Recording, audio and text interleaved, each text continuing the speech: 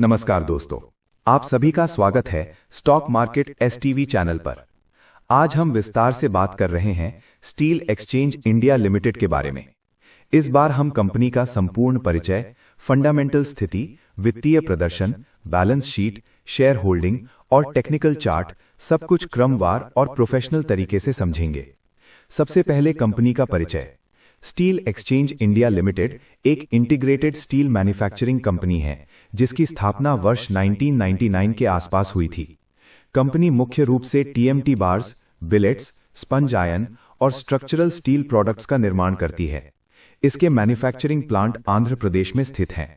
Company का brand मुख्य रूप से दक्षिण भारत के इंफ्रास्ट्रक्चर और कंस्ट्रक्शन सेगमेंट में जाना जाता है। स्टील सेक्टर साइक्लिकल होता है, यानी मांग और कीमतों के आधार पर कंपनी के मुनाफे में उतार चढ़ाव आता रहता है। अब वर्तमान बाजार स्थिति की बात करें, स्टॉक लगभग 7.86 पर ट्रेड कर रहा है। 52 वीक हाई लगभग 11.55 और 52 वीक लो लगभग 7.06 रहा है। इसका अर्थ है कि स्टॉक अभी अपनी 52 वीक रेंज के निचले हिस्से के पास है।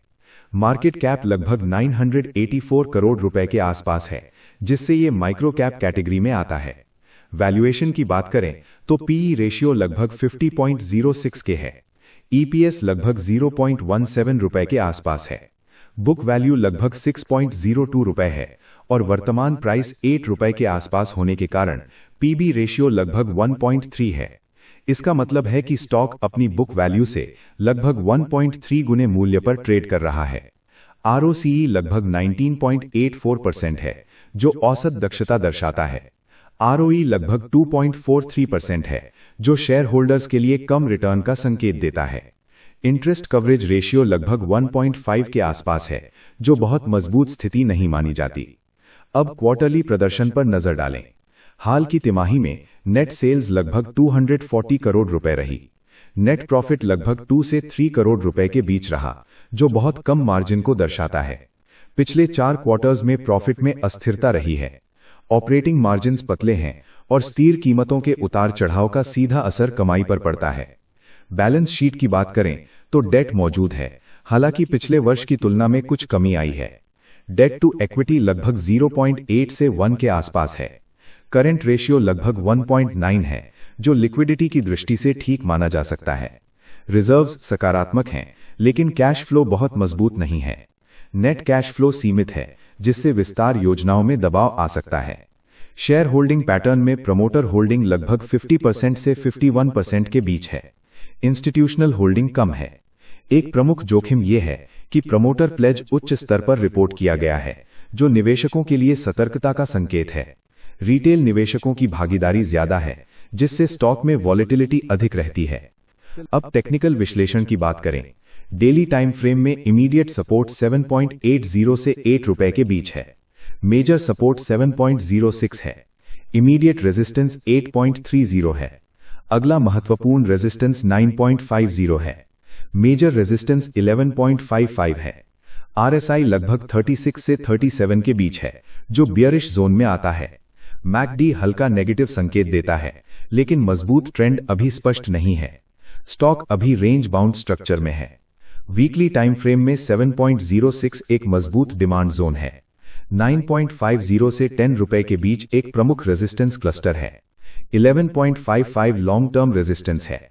फिबोनाची स्तर 11.55 से 7.63 के स्विंग पर लगाने पर 23.6% लगभग 8.55 रुपए, 38.2% लगभग 9.12 रुपए, 50% लगभग 9.59 रुपए, 61.8% लगभग 10.05 रुपए, 78.6% लगभग 10.72 रुपए आता है। इसका मतलब है कि 9.60 से 10.05 का जोन निर्णायक स्तर है। 10 रुपए के ऊपर वीकली क्लोजिंग आने पर स्ट्रक्चर मजबूत हो सकता है, जबकि 7.06 के नीचे ब्रेकडाउन नकारात्मक संकेत देगा। कुल मिलाकर फंडामेंटल स्थिति औसत से कमजोर श्रेणी में है। आरओई कम है, प्रॉफिट मार्जिन पतले हैं और प्रमोटर प्लेज एक बड़ा जोखिम है। टेक्निकल रूप से स्टॉक अभी कंसोलिडेशन में है और मजबूत ब्रेकआउट का इंतजार कर रहा है। नए निवेशकों के लिए 9.50 से 10 रुपए के ऊपर मजबूत ब्रेकआउट और वॉल्यूम कंफर्मेशन का इंतजार करना सुरक्षित रणनीति हो सकती है। जो निवेशक पहले से होल्ड कर रहे हैं वे 7 रुपए के नीचे सख्त स्टॉप लॉस रखें। 9.50 और 11.50 के पास आंशिक मुनाफा वसूली पर विचार किया जा सकता है। दोस्तों, इस वीडियो में दी गई सभी जानकारी केवल एजुकेशनल और रिसर्च पर्पस के लिए है। ये किसी भी प्रकार की निवेश सलाह, खरीदने या बेचने की सिफारिश नहीं है।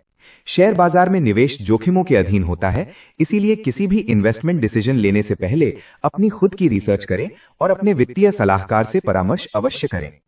अगर आपको ये डिटेल्ड एनालिसिस पसंद आया हो तो वीडियो को लाइक करें, अपने निवेशक दोस्तों के साथ शेयर करें, चैनल को सब्सक्राइब करें और बेल आइकॉन दबाएं और कमेंट में बताएं कि आप अगला एनालिसिस किस स्टॉक पर देखना चाहते हैं। मिलते हैं आपसे अगले वीडियो में, तब तक के लिए धन्यवाद।